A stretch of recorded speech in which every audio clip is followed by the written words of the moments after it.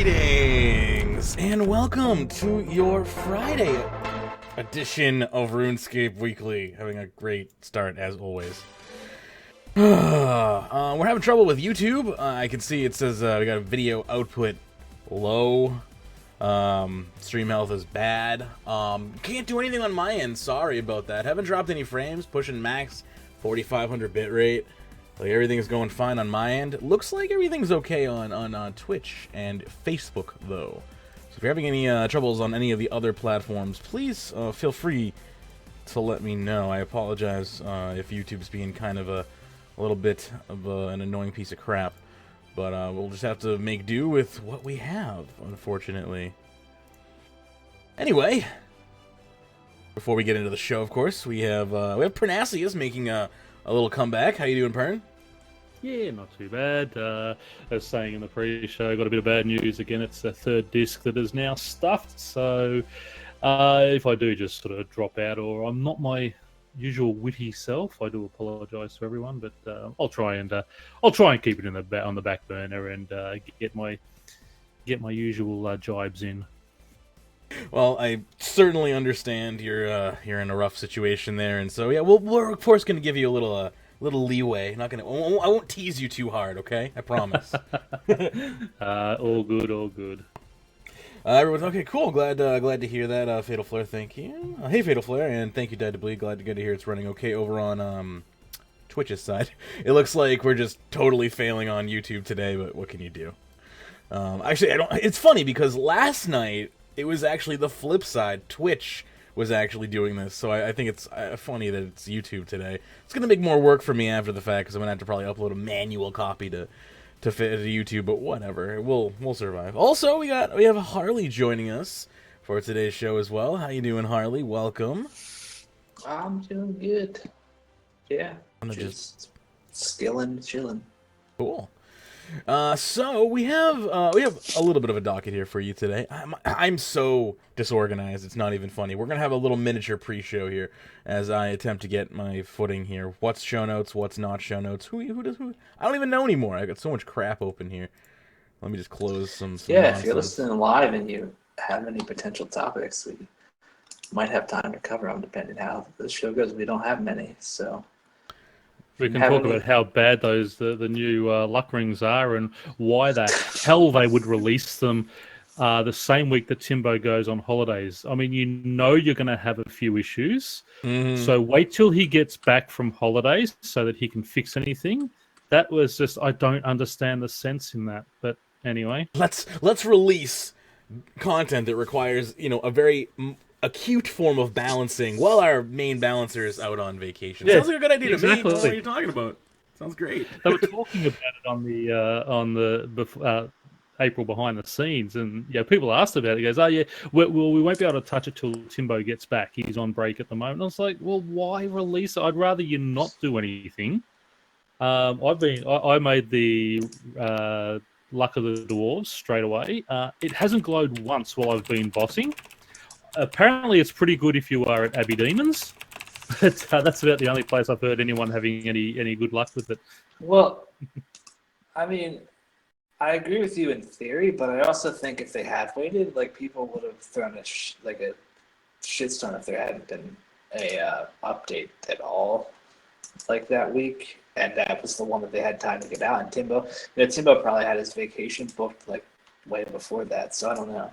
It is an unfortunate situation, but I also they probably didn't plan it that way. Now that you kind of of course, they wouldn't have planned it that way, but still, it's hold it back. Just don't they have could that. have. You know when his holiday is, so plan something else. They could have planned around his holiday, perhaps. Exactly, and maybe given us buff bars instead. Harley, just when you're not speaking, if you would just keep manage your mutes. Your background noise is super loud today. Sorry about that. We're not even in the show yet. Let me quickly get us into the show here. I'm an idiot. Where's my freaking music here for the intro? Epic intro. Okay. That's weird that my background noise is so high. Yeah, you don't sound like you're coming through your normal audio input. Just a heads up. I don't know if it's true or not, but you're very echoey. Yeah, lots of background noise. I'm guessing I'm not. I'll figure it out. No worries. All right, so we'll begin the show on that lovely note there. It's gonna be it's a weird one. I'll give you that. Like everything about this show is Testing. Nope. Still. Yeah, you're still. Yeah, I'm not coming through the right mic. That's okay. Weird.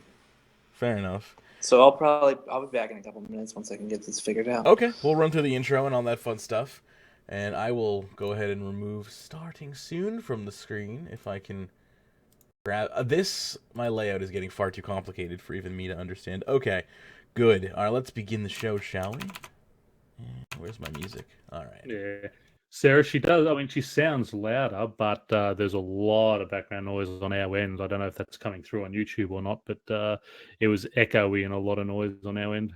Yeah, I can never tell what transfers over to the stream and what doesn't, but I'm just super picky about audio as I'm a podcaster. Anyway, let's do this, shall we? In dates correct, right? Okay, 3, 2, 1. You're listening to Runescape Weekly for 3/31/2017. I'm your host, Magebit, with over 15 years of RuneScape experience. Joining me today is Pyrnassius and Harley, and on today's show, VIP QA Answers Part 2, name releases, Unlocked Fiance Pet, and Invention Batch 2, Factory Life. Thank you for tuning into this edition of RuneScape Weekly, and enjoy the show.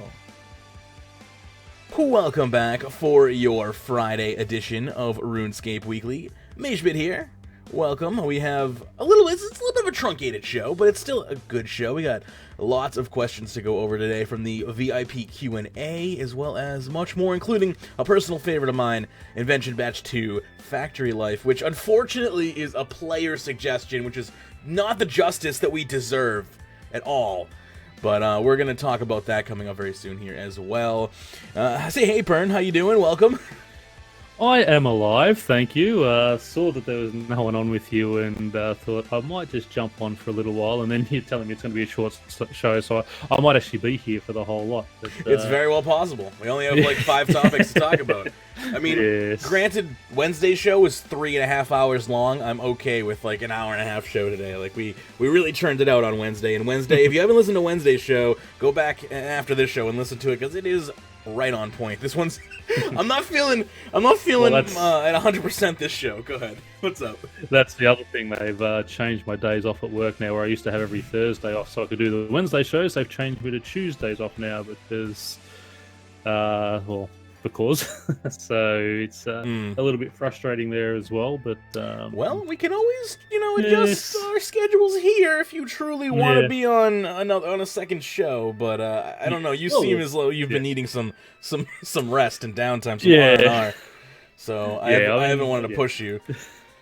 No, that's okay. As I said, I mean, we've got daylight savings coming up here soon too, and my head will get. I see the specialist again in 2 weeks' time. So once I get some definitive answers, then then I should be right again. It's just being in limbo, just not knowing is truly half the battle. Truly half the battle, and my condolences do go out to you. But yes, we will talk about your luckering issue. We'll do an open discussion at the beginning of the show. Just want to quickly mention, I did actually go ahead and release the rough draft, the very, very rough draft of the next wrap that I will be releasing when we hit 1,500 YouTube subscribers. I released the early work, the extremely early work, to all patrons of all levels. You can check it out at patreon.com/RuneScape for any pledge level donation. It's like 2 minutes long. It's extremely rough. The audio quality is horrible. Like I don't know. If you want to see me make an ass of myself, patreon.com/RuneScape. So there's that. I feel like every so often I deserve to make an ass of myself. Just for the entertainment of others. Just whatever.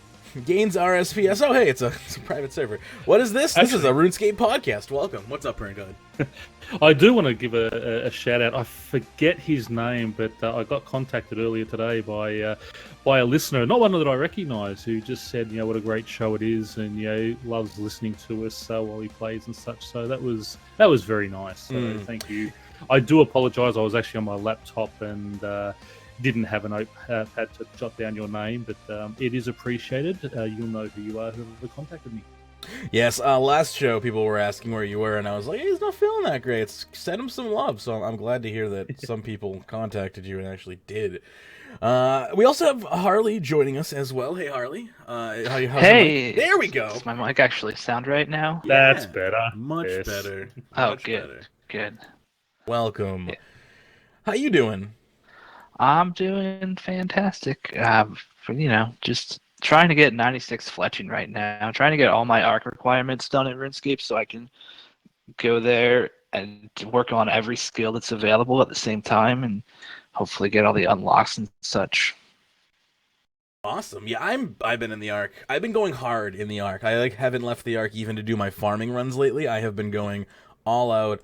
I've spent probably about 40,000 chimes in the past week on just supplies, just traversing the Uncharted Isles, trying to get max div XP in the closing weeks here. I'm currently at 89.7, almost 89.8 million experience. So I'll be 90 million today for sure, which means we're closing in. If I can get roughly like 800k a day, that's less than 2 weeks away, really, if I can really push myself, which I don't want to, so I'm still giving myself pretty much all of next month. But, yeah, I would say by the end of next month, if I continue playing at a normal rate for me, I will be 120 divination by the end of the month, and then it will be time to move on to something else after literally over a year. Yeah, it's been a long time. Yeah. Speaking of the ARC requirements, have we had a discussion on just how wonderful the requirements are on that Hanto armor and how good it is? Holy crap! Yeah, we talked about that last show. How expensive We that did, stuff yeah. is. I don't mind the expense of it, but the problem is the requirements you need for the ARC. It is a high level area, but you give us a tier 70 armor that is pointless. You may and I don't blame the compers this time for actually whinging about it because Well, it's not it is even useless compers armor. because it's not a comp requirement. It's only a salty requirement. Yeah, and I've said like the salty title is basically like the skiller version of like final boss. So I'm okay with it, with losing it every now and again. But holy crap, was that a lot? Yeah. Holy crap! But isn't it a trim comp requirement? It might No, be. Isn't I it? believe I don't believe it's a trim comp. Oh, I was regular told it comp was. requirement. That's why. Yeah, I think Sarah I knew it can wasn't correct us if regular. we're wrong, but I knew it don't wasn't believe regular, but I thought it was trimmed because Yeah. someone in another friend's chat I talking was complaining about it. So if it isn't trimmed, it's Yeah, Sarah says that's it's not trim. It's not trimmed. So- Okay, then. Yeah, it's But just And the own thing money. is, yeah, I don't mind more stuff being added and expensive stuff. I just have a problem because I don't know if you know this, but it basically doubles the price for salty in the arc. Like if you compare it, like it's literally every other achievement combined just to get this set of armor, which is kind of why I think it's a bit ridiculous. Yeah, I mean, I don't mind it being expensive, but it's got to have some sort of use. It's a tier 70 armor that is really doesn't have any use. So if it gave you extra stats against the creatures that you fight in the arc on those Slayer contracts and things like that, if it had some sort of use, you wouldn't mind so much. But for the amount of time it is to do, it's like the Castle Wars armor for, as you said, for people who want the salty title. I think its only real use is like if you're training Invention or something and you want to be kind of cheap. Like it gives you a cheap. It's a high requirements, but like, it is something that can be augmented. Cheaper armor out there. There is cheaper armor out there that you can augment that is not going to take you many hours to do. I like Ares. Well, it depends if you're siphoning, I suppose. What, crystal siphons or just siphoning in general? No, siphoning it in general. I mean, like if you're siphoning T70, it would it's basically free. I mean, if you're breaking it down, I forget what the cost is. So officially, the salty title technically, in a very minute sense, is pay to win, because if you microtransactioned it, you don't even have to worry about that crazy new time investment in the game. Is this the first time that's ever been the case where a treasure hunter promotion has shaved off, like, I guess it's not, because with Silverhawk boots, I think that might have been the last time that was an issue, where like shaved off literally like 40-50 hours of gameplay. I forgot about that.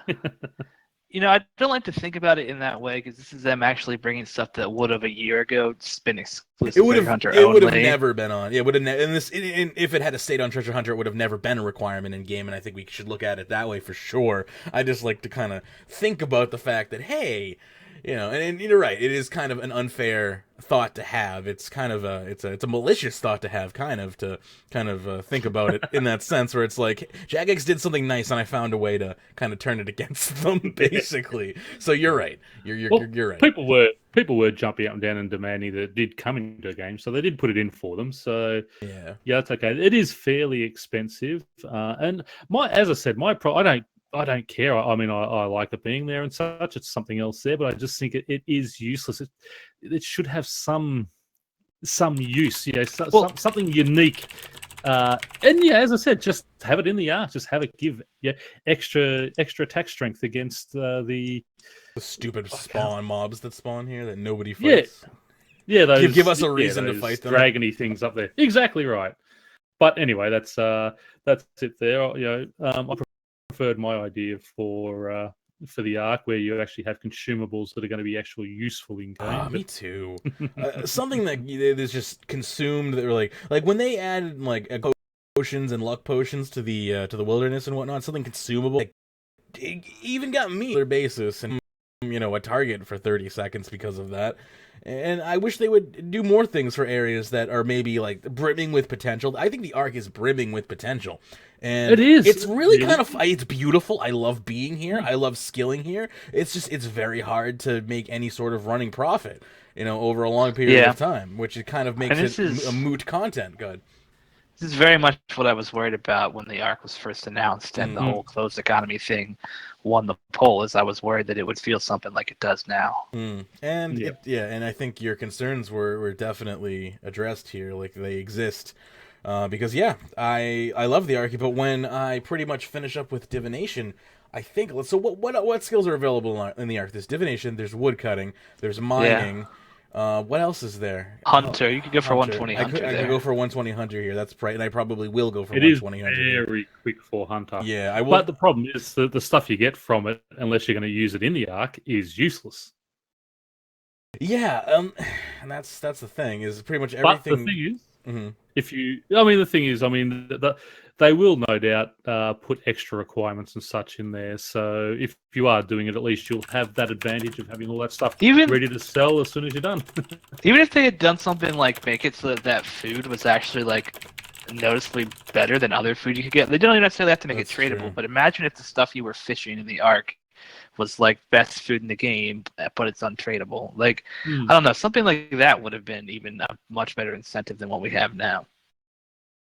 Yeah, I agree. I would love to see like a best in slot food item that is, takes like if Arc Soup was best in slot, it is annoying as shit to make, and I don't think many people would use it. But if it healed like 3,000 life points or something, like it would obviously have its have its niche in high level bossing and stuff like that. And even if it wasn't sellable, okay, that would be not a profit maker for skillers or anything. But at the very least, it would draw people to the arc. If anything, that would probably annoy elite tier PVMers if it was untradeable, because they'd probably rather buy it than have to make it themselves, I assume.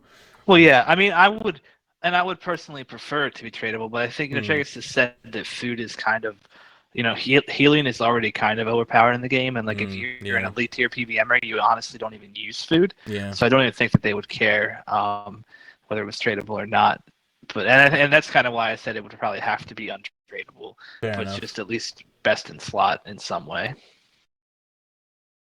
There says, I wish things like scrimshaws and rocktail soups were added. Yeah, like things like things like rewards from player on ports. Like you can get resources, but that's about it. Like it would be nice if you could create actual things with chimes that you get at ports. In my opinion, as someone who doesn't particularly care for player on ports, it would be nice if I could trade my chimes in for like ancient bones. Or something. Especially like it should be like if you have them unlocked in ports, right? Like you should still have to do the ports content to get it, but it makes perfect sense. Like we're going to this land, we've been getting shipments of scrimshaws for the past like 3-4 years. Why can't we then just buy them directly once we get there? It's not, it makes logical sense that we would be able to do that, and we can't. Yeah, it's kind of silly.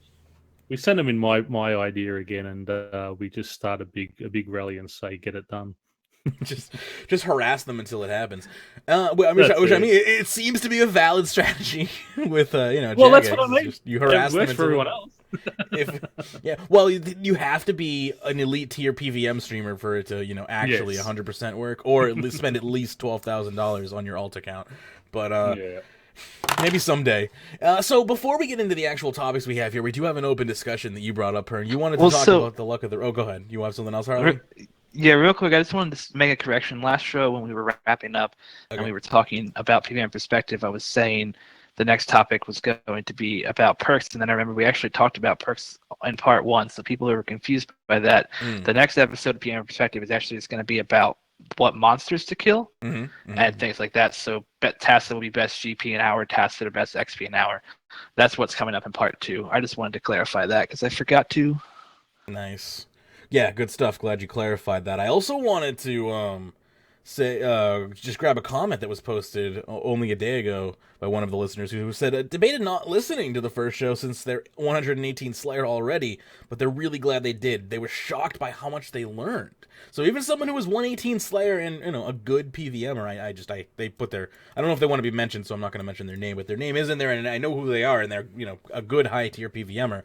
So to hear that is really praising feedback, the fact that somebody who's already pretty much maxed Slayer was still able to get value out of that, video. There's still plenty of other things in there that even if you are, maxed in Slayer, you will probably find useful unless you are like in the top 0.01% of PVMers, that's awesome to hear. Yeah, so that's really cool. We also got another comment completely unrelated that I'll just mention before we jump into the show. Somebody commented on one of our videos from 2014 and says, "Hey, is that Mr. Long?" And yes, console master race. I don't approve of your name, but yes, that I'm assuming one of Ben's students has found his old heyday of when he was a co-host on Runescape Weekly. So that's always funny. Mr. Long, is that you? Did you teach me 8th grade biology? And it's just funny to me at least. So if you're a longtime Runescape Weekly listener, that will maybe resonate with you. It resonated with me, obviously. And speaking of long-time RuneScape Weekly listener, we're coming up on 8 years soon. I believe it's like next month or something, which is pretty crazy. Anyway, with all of that nonsense being said, why don't we talk about that open topic? Do you want to jump into the luck of the dwarves ring discussion, Pern? Yeah, well, as I was saying earlier, I was getting a lot more drops when I was just using the old Ring of Wealth. I've been doing a lot of bossing, a lot of KBD, a lot of God Wars Dungeon 2, and it just doesn't shine at all. Now, we were having a discussion earlier in the clan chat, and one of our clan members was up at Abyssal Demons and reckons it was brilliant up there. But I spent another 2 mil. I had 45 fortunate parts already, and I think it's very expensive. People saying, "Oh, it should be degradable," and I think no, not for the price that you have to pay with fortunate components to make it degradable. Oh God! Imagine having to get 50 fortunate components every exactly. No. I think it would make sense if it drained, stuff like augmented armor does. If it took a very low rate. But... Yeah, if it took energy at the rate that tools did, then I'd be okay with that. But f no on the more for. I was after years of doing clue scrolls for live streams, I didn't even have enough, and I always break down my fortunate stuff from I don't know. I was very disappointed. Sorry, Pern. Go ahead. Yeah, no, it's okay. Sorry, I forgot where my. Oh, yeah. So, and yeah, as I said, the Ring of Wealth was giving me a lot more drops. Yes, they were useless drops like 150 lobsters and 100 gold ore and things like that. But at least it was actually working. With this, it's supposed to work at all levels. That's why I went for the top tier one. Sure. But it just doesn't seem to be dropping anything, even in the high-end stuff. As I said, Abbey Demons, I was told it works really well there, but I haven't had... I reckon it's been a lot worse than just the old regular Ring of Wealth. And what sort of frustrated me, we were saying in the pre-show, is they've gone ahead and released this when Mod Timbo was about to go on vacation. They talked about it on the behind the scenes show on Tuesday, and people were actually questioning it, and they said, "Oh yeah, but Mod Timbo's gone on holiday, so we're not really going to touch anything until he gets back." Well, my thought is that type of thing. I would rather see a delay on it than have something come in that now we can't fix for a couple of weeks because the person who did it is not there to fix it. That is definitely frustrating, and I've worked at job positions where that's been the case many times. Your hands are just up in the air. You're like, "Dude's not here. I can't help you," and they're just like, "What do you mean? How dare that person have a life?" Like it's and it's not so much him have a life. Have holidays. They made a bad decision. Really, they had when he's going on holiday. Yeah. It's not like he said last week, "Oh yeah, we're going to release this next week, but I'm going to take 2 weeks off." I mean, holidays, you've got to give at least a month's notice. The only thing that I can think about there is he is the end all be all balancer of Jagex, right? Like he's the big guy when it comes to making sure things work correctly in game. Is that a fair thing to say? I'm pretty sure that that's his title in what he does. So if he's on vacation, right? I feel like this issue could be applied to anything that came out during his absence. Is like anything could have a balance issue. The thing with this was his TAP project. He was the only one working on this, so no one else. Okay, you don't even have an underling who can sort of sit there and go, "Okay, well, you can try and have a look at it and fix it." This is all Timbo. This one, there was no one else who had anything to do with it. I don't think that we know that nobody else was working on it. And see, like I kind of they said that on the thing. They said this was Timbo's TAP project. He was the one working on it. Well, yeah, but I'm sure till he gets back.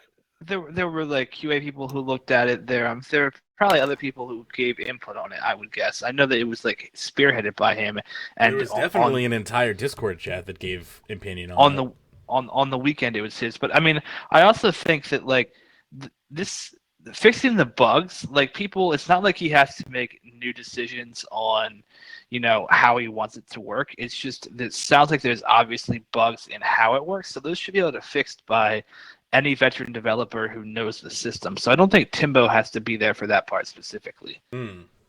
Yeah, I mean, he probably doesn't have to be there specifically for. If this was an emergency, they would probably assign it to to triage, whoever's available that has the ability to do it. I think that they're treating this as a low priority issue, and therefore they're like, we'll wait until Timbo gets back. This isn't a fire. Like, nobody's getting their account lost over this, and it's annoying. I mean, there's definitely some issues with it. Like, people are seeing possibly missed drops. We're not sure if that is an actual glitch or if that is merely just how it's supposed to work, and we're misunderstanding. And none of these questions can be answered while Timbo is gone, unfortunately, and that is a really shitty situation to be in as players. But at least it's not the bank rework.